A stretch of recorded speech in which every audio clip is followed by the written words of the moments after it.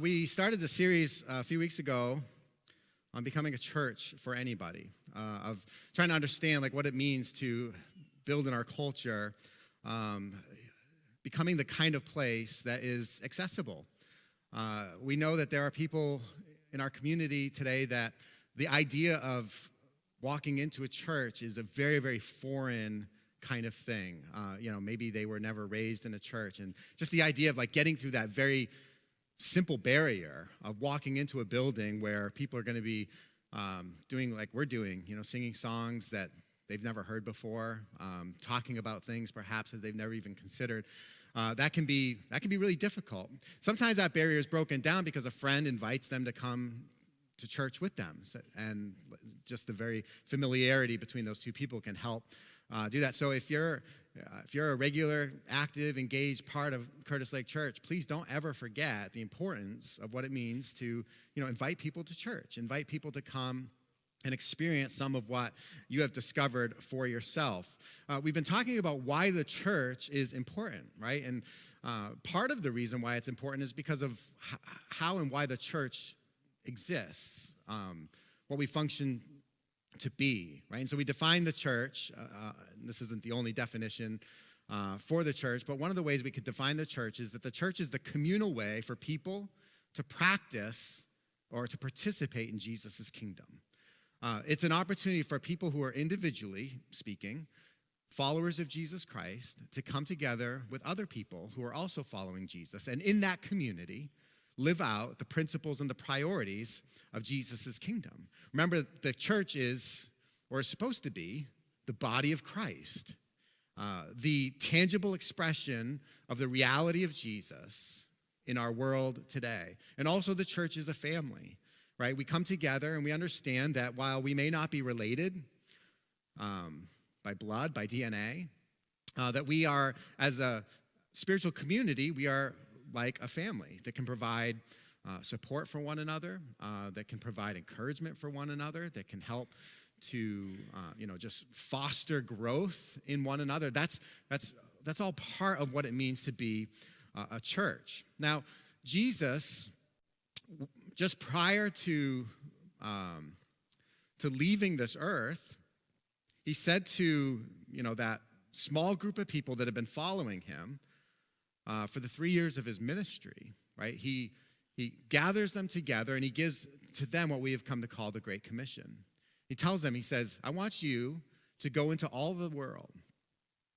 I want you to make disciples of every nation. That is, I want you to spread out from here, move beyond the borders of this place, and I want you to make disciples of all nations. What we've been doing together these last few years, right? I am the teacher, you are the student, right? You have been discipling under me. Now you're ready to go out and be disciple makers yourself. So go into all the nations, right? Let there be no limit to the geography. Let there be no limit to the expansion of this kingdom that we have been talking about, teaching about, inviting people into this world. Go make disciples of all nations, baptizing them in the name of the Father, Son, and the Holy Spirit.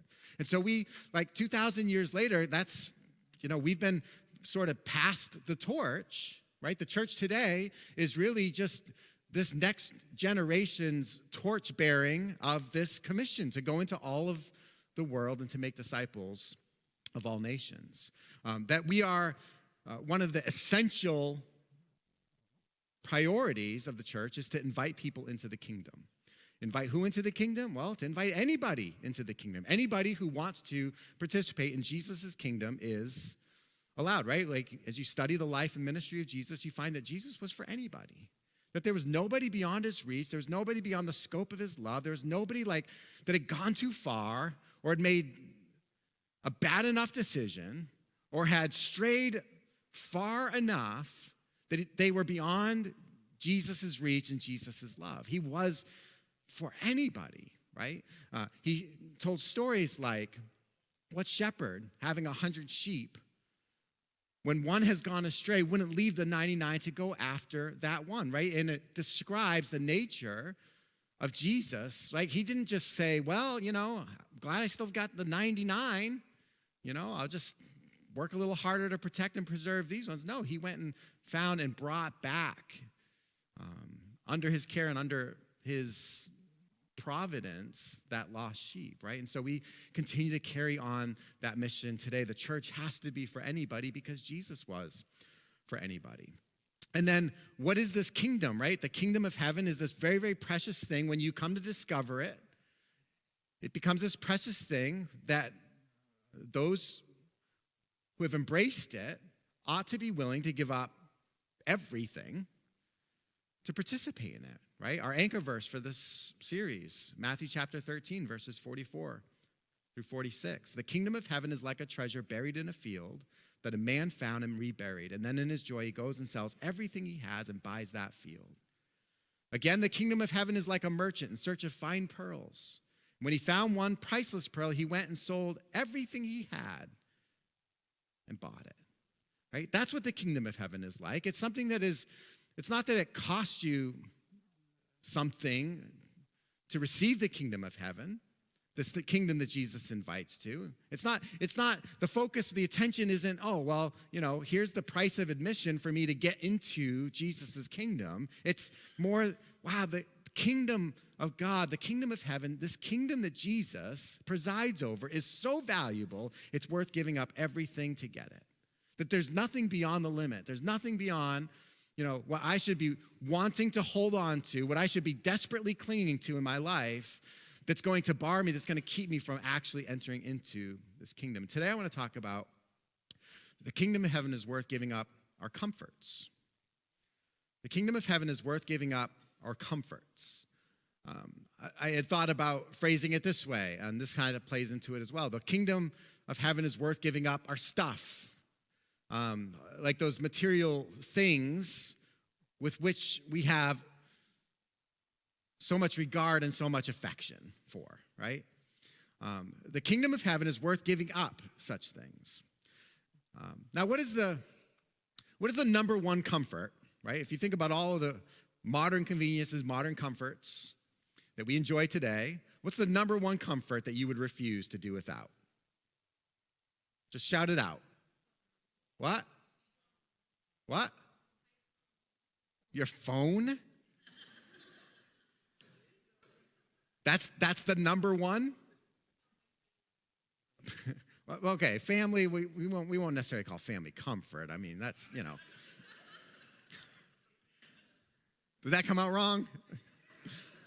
All right, your phone. All right, so number one thing, that's interesting. The number one thing I'd be ready to give up, I think, is my phone.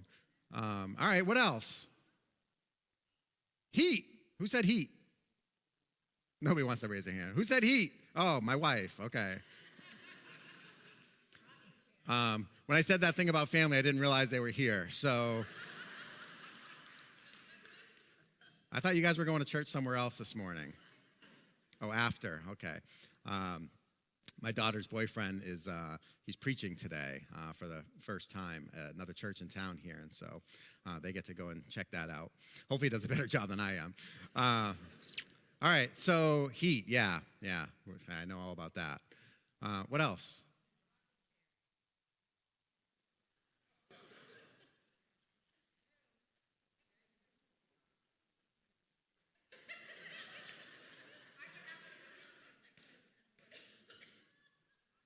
I said the number one. Does everybody know what number one means? Like, right? I would abandon everything, right? Let the house burn down around the rocking chair. All right. What else? Money? All right. That'd be the number one thing. That's what I need. All right. Well, Bob, let's talk after, okay? All right. Anybody else? Really, plumbing doesn't come up? No big fans of plumbing? I mean, that's probably the one for me. What? Anybody else? Electricity, right? That's kind of right up there. I mean, I'd probably give up electricity before indoor plumbing. I prefer going to the bathroom indoors myself, where it's warm in our house. Okay. What else? I heard one over there. Coffee. Coffee, number one. Okay, all right. I just shared mine, Denise. It's plumbing, I think. I honestly, I didn't give it a whole lot of thought. I also didn't expect to be so disappointed with the answers this morning, but all right. So we discovered a little bit about some of the things that we consider important, comfortable, right? And obviously, there are lots of things for which we can be very, very grateful for, that we get to enjoy, that we get to have, that others didn't. So I want to read you the story. Last week we were in Matthew 8, and we're going to continue on a little deeper into Matthew chapter 8. And there's this encounter Jesus has with a couple people I think is very interesting when it comes to understanding what discipleship was for the people directly living in the company of Jesus, and then hopefully try to understand a little bit what discipleship might look like for us. Matthew chapter 8, starting in verse 18. When Jesus saw a large crowd around him, he gave the order to go to the other side of the sea. A scribe approached him and said, "Teacher, I will follow you wherever you go." Jesus told him, "Foxes have dens and birds of the sky have nests, but the Son of Man has no place to lay his head." "Lord," another of his disciples said, "first, let me go bury my father." But Jesus told him, "Follow me, and let the dead bury their own dead." So we have these two individuals here. One in the first hand says to Jesus, "Jesus, I will follow you wherever you go." And Jesus responds to him. Another one follows after and says, "Jesus, I will follow you in a moment," right? There's something first that I need to attend to, and then once I do that, then I will follow you. So we have these two examples. I want to look a little bit at each one of them. We might look at these two people as having the case for the first one, somebody that was too eager to follow Jesus, and then perhaps another one that wasn't eager enough. Let's look at the one that we might describe as, probably a little too eager in their following Jesus. And the obvious question is, well, is there such a thing? Is it possible to be too eager to be a disciple of Jesus, to be a follower of Jesus? Is there such a thing as being too excited to anticipating so much what it means to follow Jesus? Well, I imagine that it's possible if a person doesn't have an understanding of what exactly that means. What does it mean to follow Jesus? Now, again, in this story, let's first of all understand exactly the context in which this is occurring. To be a disciple of Jesus, to be one of his disciples, one of the people that was literally with Jesus in the flesh, fortunately looks a little different from what are often or generally the requirements of us disciples today. There aren't exact ways in which they correspond, but there was something very, very unique about what it meant to follow Jesus. And this first guy comes to Jesus, says, "Teacher, I will follow you wherever you go." Follow wherever. And I wonder, we don't know exactly what was in the heart of this person that approached Jesus with this offer, but was this actually a sincere offer, or was it just an empty promise? Was there, and I'd like to give the guy the benefit of the doubt that there was some measure of sincerity there, that there was enough about Jesus that this person had come to know that to follow Jesus was an attractive option. There was something there. There's something very interesting about this man. Something very, very there's something going on, enough so that this scribe was willing to hitch his wagon to the train that was the life and the ministry of Jesus. But I wonder if really, while there may have been some measure of sincerity, was there ultimately, when it really came down to what it meant to follow Jesus, what it meant for this individual to follow Jesus, did his offer really more just amount to some empty promise? As I was reading this, like in the world of golf, it sort of reminded me of the person who gets really, really excited about new equipment or new technology. I don't know if you're aware of this, but the golf industry is constantly working to innovate and to manufacture equipment that is going to help players from the very elite professionals that play on the tour, right down to the weekend warrior kind of golfer. The technology is intended to help us all play better, to maximize the effort that we put into playing this game.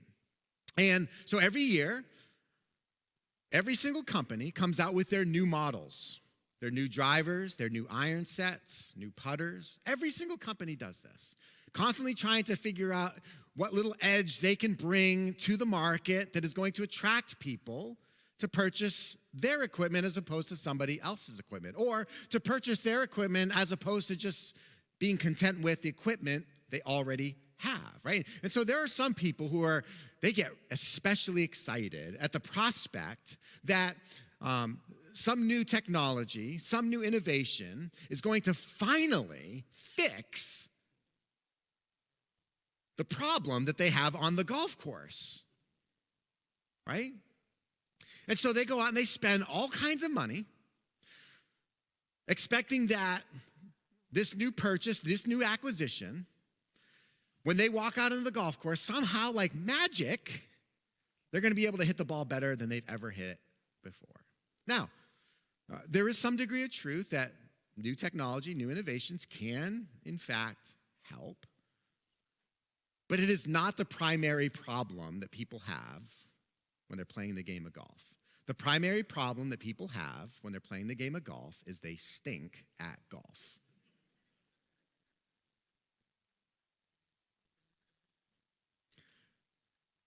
And their stinkiness cannot be rectified merely through purchasing of new equipment. You talk to enough people, you will come across a golfer who you get to go into their garage or wherever it is that they keep their stuff. It's just got a wall of putters. This is putters. That's the most notorious piece of golf equipment in the world of the golfer. Just a wall of putters. Why? Because they can't make putts, right? They get a new putter, right? They're at the store and they're trying it out on that that little display area, and for some reason they just sink putt after putt after putt. It's like, I found it, right? And so they buy that putter and they take it out to the golf course, and maybe for a round or two, maybe they just can't miss. And then eventually, the habits of the way they putt, the bad habits, they just surface, and ultimately they demonstrate there's just still a bad putter. So what do? They go buy a new putter. They do that over and over and over again until they have this massive collection of putters.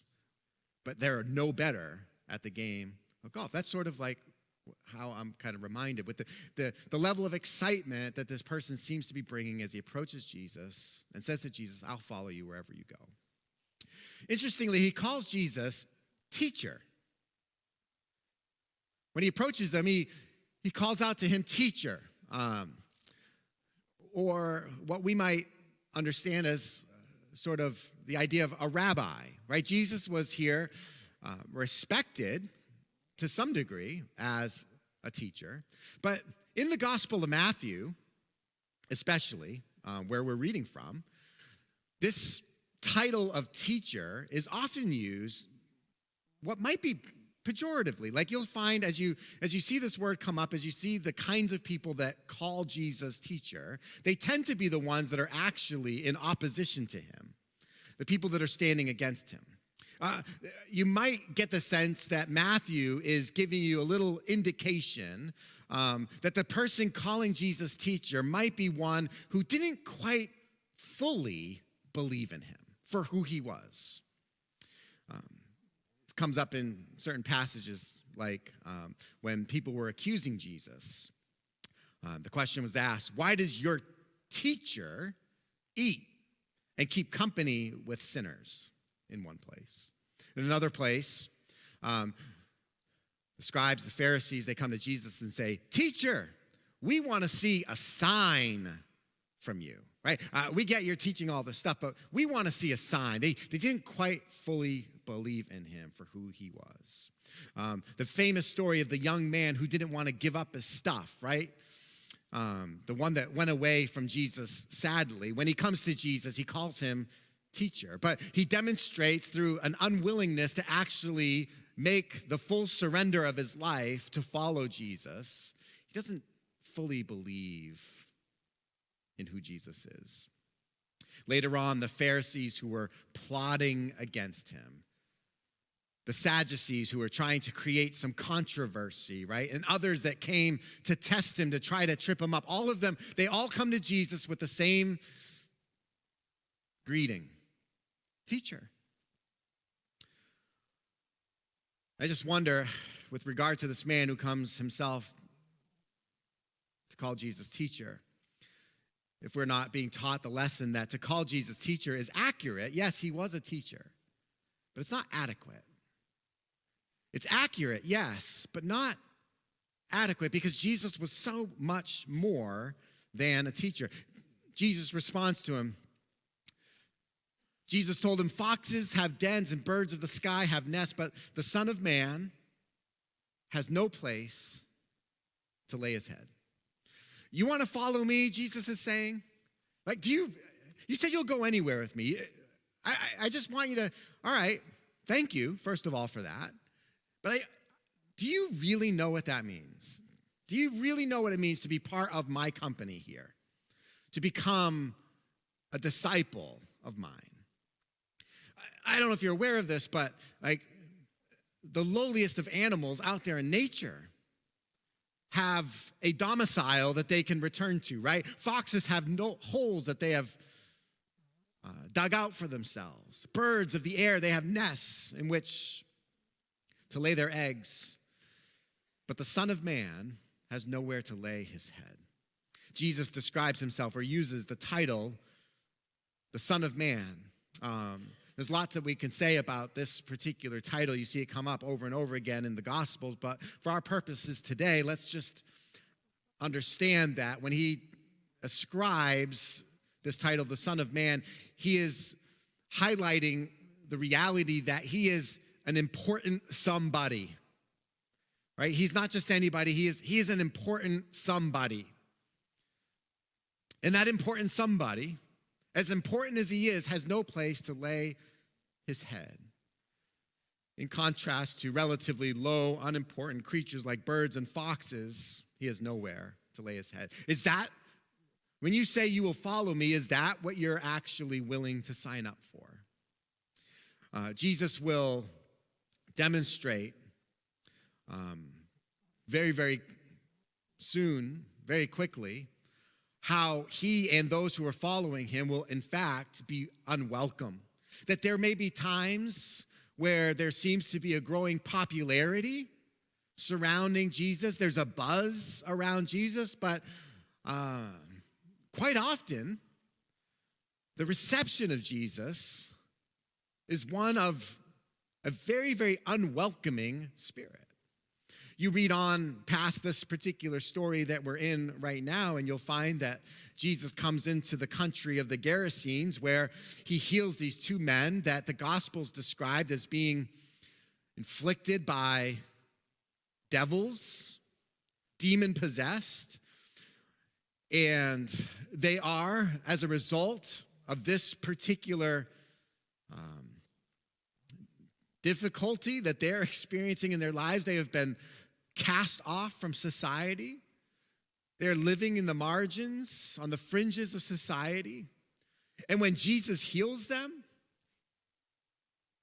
that same society that had rejected them become more upset that through the healing, a herd of pigs was lost over a cliff than they were overjoyed and glad that the two men had been healed. And so they uninvite Jesus in their country. They beg him to leave. Jesus and his disciples They will enter towns and homes where they won't be welcome. One time when Jesus sends his disciples away, he sends them with this instruction. He says, when you go to a place, you may discover that the rejection is so sharp that I want you to shake the dust off your feet when you leave that place. Jesus tells them that they will be like sheep among wolves, that they will be flogged in the places where they used to worship God. They will be put to trial among governing officials. He says, for one who is following me, his very own brother will turn him over to be killed. A father, his own child, and children, their own parents. Those who are following me will be persecuted and forced to flee to another place. So this teacher of the law that comes to Jesus saying, Jesus, I'll follow you wherever you will go. I wonder if he was understanding fully what it meant to join this group of people that would eventually become outcasts without even really realizing it. See, discipleship calls for reckless abandon, not just empty admiration. I think we see in this man certainly an admiration that he has for Jesus. And we don't know exactly what came of this conversation, whether he in fact did follow Jesus, but I think we're sort of given the suggestion that when Jesus brings him to the point of realizing exactly what this means to be his disciple, it's pretty likely that he walked away, probably unwilling to make this choice of reckless abandon for whatever comforts of his life he currently enjoyed, for whatever stuff, whatever were those things that were presently important to him. He was probably unlikely to abandon them for what was just simple admiration for who he had come to respect as a teacher. So I ask us, it's a question for each of us to consider this morning. Am I only an admirer? Like, where am I with regard to my relationship with Jesus, with regard to my view of Jesus and my commitment to Jesus? Am I merely an admirer? Following Jesus is going to take work, like real work. It's labor. It requires blood, sweat, and tears. It requires a level of true devotion that we each have to wrestle with. Am I willing to make the choice of abandoning what is otherwise comfortable for me in order to follow and pursue this thing called discipleship with Jesus? The accomplished golfer understands the pain and the discipline and the difficulty and the frustration and the discouragement and the days of, I just want to give this up. They understand all of that it takes to ultimately become an accomplished golfer. The Olympiad, competing at the highest level in front of the world, they understand the pain and the frustration and the work, the blood, the sweat, and the tears that goes into ultimately becoming one of the very, very best at what they do. The marathon runner understands the pain and the difficulty of training and exercising the body to get ready to do this very, very difficult physical accomplishment. The PhD candidate, the actor, the singer, working at the base level in the clubs or just taking up whatever role they can possibly get to get themselves in front of others, to get themselves on stage. Insignificant as that role may be, they do it again and again and again, looking for their big break. The entrepreneur who has decided to put everything on the line for this little idea that he or she has. The immigrant family that takes a chance by leaving their country and entering to another one that perhaps provides them with more opportunity, more hope for the future for themselves and for their families. The mom and the dad who make tremendous sacrifices and give up things that they would otherwise like to enjoy themselves for the sake of and the benefit of their children. The student who decides not to do what's fun this afternoon or tonight or this weekend and instead hits the books and studies hard to get ready for that next test or to write that next paper. Like, all of these people understand what it takes to get to the other end of this thing that they want to do or this thing that they want to become. I think for this particular man, perhaps it was just a short-sighted idea of how wonderful it would be to be among the disciples of Jesus without actually weighing and counting the cost of what that meant. The second one, as we continue in verse 21, Lord, another of his disciples said, first, let me go bury my father. Let me go bury my father. It's a very strange interaction. And of course, we read Jesus' response to him. It is generally understood that the particular situation this man was in was not that his father had just died and it was a matter of, hey, 3 o'clock this afternoon, we have the funeral, and so after the funeral's over, I'll meet you back here and then we can go. It probably wasn't that kind of situation. In fact, if this man's father had just died, that man probably wouldn't have been caught up with Jesus, but more caught up with all of the obligations that went into mourning the loss of a loved one. He wouldn't have been part of this crowd that day. His presence would have been direly needed at home. And so it could have meant, when he comes to Jesus, let me bury my father first, it could have meant something more like, let me wait until my father has died. Whether his father's death was imminent or something that was some time away, we don't know, and it doesn't really matter. What we learn from this is really the idea that there was some time that this man wanted to go by before he was ready to actually begin following Jesus. And the idea here was that as far as he was concerned, from his perspective, discipleship could wait. Discipleship is not something that had to start right now. It could wait. So there's no way to be certain, but the point here is that he proposed to Jesus a delay for some reason. But Jesus told him, follow me and let the dead bury their own dead, right? That was Jesus' response to him. Now, it might sound on the surface as being mean, asking, a little too much.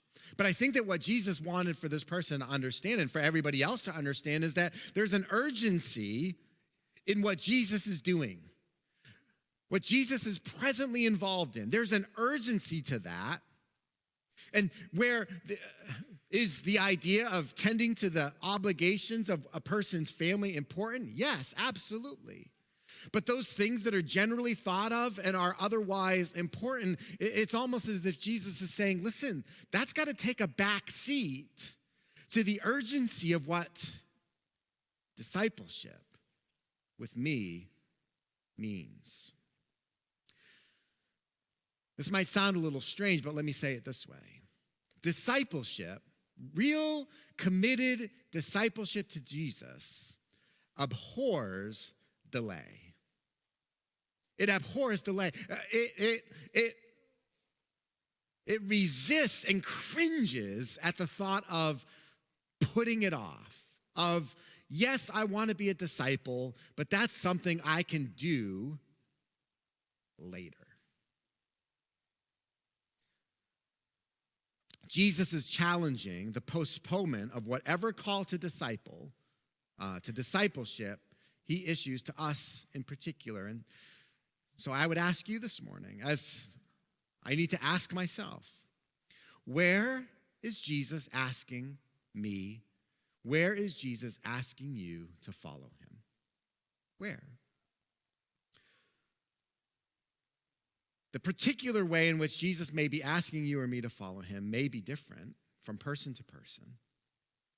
And so this is something that you and I, we have to answer for ourselves. And then the follow-up question to that is, are you putting it off? Like, don't we do that oftentimes? Are we not from time to time presented with the reality that, you know what, I need to do something about that. You know what, I need to change this particular thing. You know what, I need to listen and I need to go for it. And then something happens and nothing changes. Discipleship abhors delay. Are you putting it off what Jesus has called you into? There's a picture of discipleship in Matthew chapter 4. One of those first kind of like interactions that Jesus has with some people, inviting them to follow him. Let me just read it for you really quickly. Matthew chapter 4, verses 18 to 20. As Jesus was walking along the Sea of Galilee, he saw two brothers, Simon, who's called Peter, right? Peter, certainly among the most famous of the disciples, and his brother Andrew. They were casting a net into the sea, for they were fishermen. Follow me, he told them, and I will make you fish for people. And immediately they left their nets and followed him. I'd love to see exactly how that went down, right? The picture is, here they are actively like casting their nets out into the sea. Like there's a whole ordeal to this, right? This isn't like, they cast a line, right? And they're sitting there waiting for the bobber. That's the kind of fisherman I'd be. The one that uses a bobber, right? You fisher people, you appreciate that. They're waiting for the bobber to go down, right? And Jesus calls to them, and they're like, oh, that sounds cool, right? Right? And then this is a much bigger ordeal. And like the picture that we're left with is the idea that like they cast their nets into, they're in the middle of this exercising of their profession. And Jesus says, come and follow me. And they walk away. They abandon their nets. Like in the sea? Yeah, perhaps. Left there for somebody else to come up behind them and I suppose take over from there? Yeah, probably. They abandon their nets and they go and they follow Jesus. One interesting characteristic about discipleship with Jesus is this, and don't miss this, because discipleship is disruptive. If you're truly encountering Jesus, what you're going to discover is he is going to disrupt where you are normally headed, what you are normally doing. He's going to disrupt it. There's this urgency in following Jesus, demonstrated by the disciples here who abandon their lifestyle and their material possessions. They give into the disruption that Jesus provokes in their lives. Believe it or not, this reminds me about something with golf as well. That sometimes in the game of golf, depending on the kind of player you want to be, sometimes there's such a thing as reckless abandonment that you have to be willing to put up with. The question is this: am I with the kind of golfer that I happen to be, right? And those of you who play golf, you'd understand this. Am I happy to just adapt certain Band-Aids to patch whatever poor swing mechanics I happen to have in my game right now? A lot of times, a person who's just kind of an average to below average to really, really terrible golfer, they'll get frustrated enough, they'll finally go and see a golf professional. And there's golf professionals of all kinds.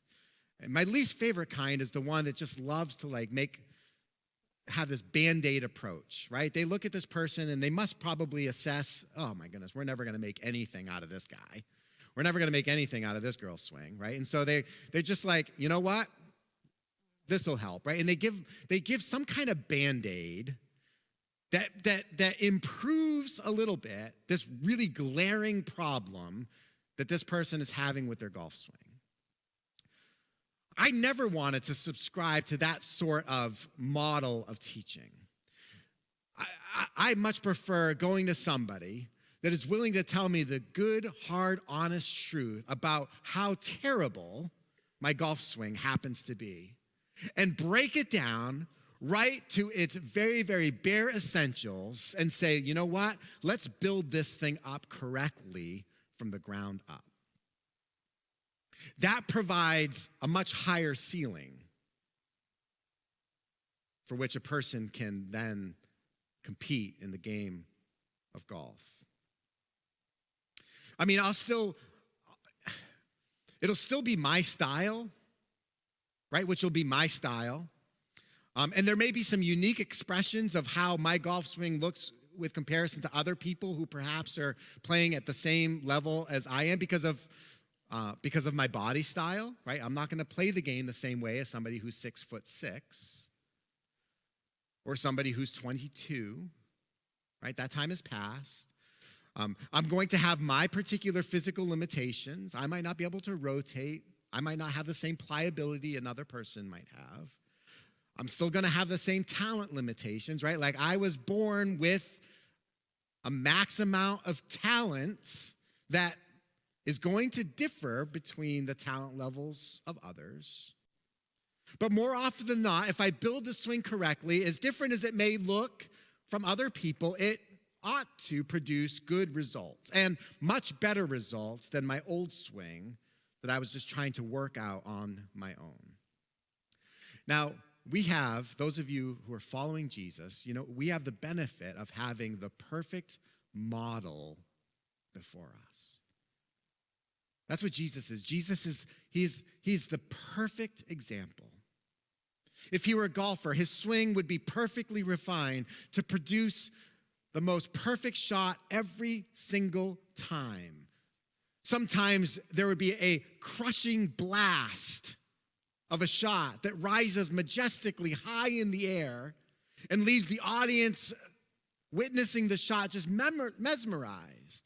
Like in baseball, right? If you're a baseball fan, maybe a person hits a well-timed shot into the outfield that brings two runners home, right? And the crowd goes wild, right? And then there's the home run that a guy hits, and while the ball's in the air, everybody in the stadium, including the batter and the pitcher, are wondering, is it going to make it, right? Is it going to get over the fence, or is it just going to be a long out, right? And then when it just ekes over the fence, then everybody kind of celebrates. And then there's the one that's just like the unmistakable blow, right? The guy swings the bat, and the sound of the baseball hitting the bat, there's no mistaking it. The batter can't even move out of the batter's box because of what just happened. The pitcher doesn't even turn around to look. Maybe an outfielder there looks not because they're wondering, is this going to be a home run? They're just wondering, how far is that ball gonna go?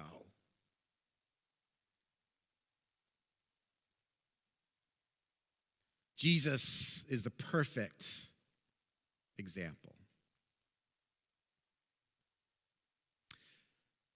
He can hit the ball far and relatively straight. But doing that is actually one of the easier things to do in golf, believe it or not. Hitting the ball long and straight is actually one of the easier things to learn to do.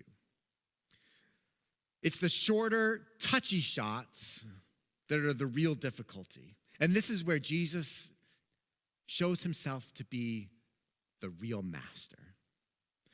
That when Jesus finds himself in the middle of some very, very touchy kind of situation where you and I would be like, what do I do with this? Where do I go with this? How do I even respond to this person? Jesus was a master in those moments. Like the person who is facing the shot, the ball is kind of buried in the deep rough, just a few yards off the green, right? All he's got to do is put it onto the green, hopefully a few feet from the hole. Easy enough, right? I mean, it looks easy. He's just hitting it from here to there. Like what could possibly, and believe it or not, it's one of the hardest things to do. But Jesus does it so very, very, very, very well. He's the perfect model. And I think that a lot of times we get hung up on this idea that, like, to follow Jesus means some big, extraordinary thing, like learning how to crush a ball 300 yards, long and straight. Where really discipleship, I think, oftentimes just boils down to the very, very elementary things that you and I oftentimes are unwilling to actually do. Listen, Jesus probably isn't asking you to sell your house and write a check for the proceeds to your church and then just follow him wherever he takes you. He's probably not asking you to do that. If you're in a place where they're telling you that that's what Jesus is asking you to do that, you're probably in a cult. And you ought to get out. Reckless abandon for you and me, it might mean something different from the big, like, hysterical, radical move. I mean, it could be. Like, I don't want to pretend that there isn't such a thing where people, they experience such a disruption in their lives when they really encounter Jesus that they take a radical left-hand turn in their lives. And just like, this is what Jesus has called me to do, and this is what I'm going to do. And everybody around him is like, what are you doing? Why are you giving up why are you crazy, right? And they go for it. And that's beautiful. That's wonderful. That's not necessarily super, super normal. I'll bet that for you and I, radical abandonment, while it may not be some like hysterical, radical move, it probably means changing something. It probably means changing some things. I'll bet it means some sacrifice, of giving up some comfort, of giving up some security, of giving up something that you'd rather not give up. As we close today, I'm going to just advertise a book for those of you who like to read that I think would be a great encouragement to those of you if this has meant anything to you. It's a book called Something Needs to Change by David Platt. And I'm just going to go to the end, right? Because I know some of you won't do this. But he gives 4 kinds of, like, here are sort of the action steps. Like, it's not a book on theology, right? This is a Christian pastor who had some experiences that are really, really, really beautiful. And theology comes out from that. But here's really kind of what it boils down to. And just so you take this for what it's worth. Here's the way he would encourage us. Number 1, work hard to help well those who are suffering. Like, think about and notice, take note of, and do something about the suffering that is presently around you that you can do something about. Do something about it. Thank you. That was an amen. Nobody else would give us an amen, so thank you. Number 2, work hardest or work harder to keep people from eternal suffering. Live out the gospel, share the gospel, demonstrate the priority of what it means to forsake this world and follow Jesus wherever he's taking you. Number 3, be the church God calls us to be. And let me just read for you a couple of paragraphs. So I challenge you, in the church of which you are a part, to open your Bible with fellow Christians and put everything in the church on the table. Ask God what is most important to him. In a world of urgent spiritual and physical need right around you and all around the world. Then pray together, God, we will do whatever you want us to do with all you've given us. Doesn't that echo the sentiment of the first man that approached Jesus? He said, Father, or teacher, I will go with you wherever you go. In offering this prayer together, say to God, if that means selling our building, we will do it. If that means eliminating every program, we will do it. If that means totally rearranging our budget. We will do it because we want your gospel to spread more than we want our traditions to keep. And we want your hope to be known, experienced, and enjoyed in a needy world more than we want our comforts in the church. And then number 4, run the race God calls you to run. I can't run your race for you. You can't run your race for someone else. Neither can they run your race for you. Run the race God calls you to run. What is God calling you to? Don't delay, but just throw your hands up. Say to Jesus, Jesus, I surrender to you. I will follow you. I will truly follow you wherever you go. If that's really what you mean from your heart this morning. Something needs to change. Would you agree? Something needs to change. God, help us keep from delaying the change that you're inviting into our hearts and lives. What is the kingdom of heaven worth? Oh, the kingdom of heaven is worth abandoning the comfort, the stuff that I once thought was so important, that I once thought would bring me contentment and happiness and all of that. The kingdom of heaven is worth abandoning all of that. Like the pearl of great price, like the treasure buried in the field.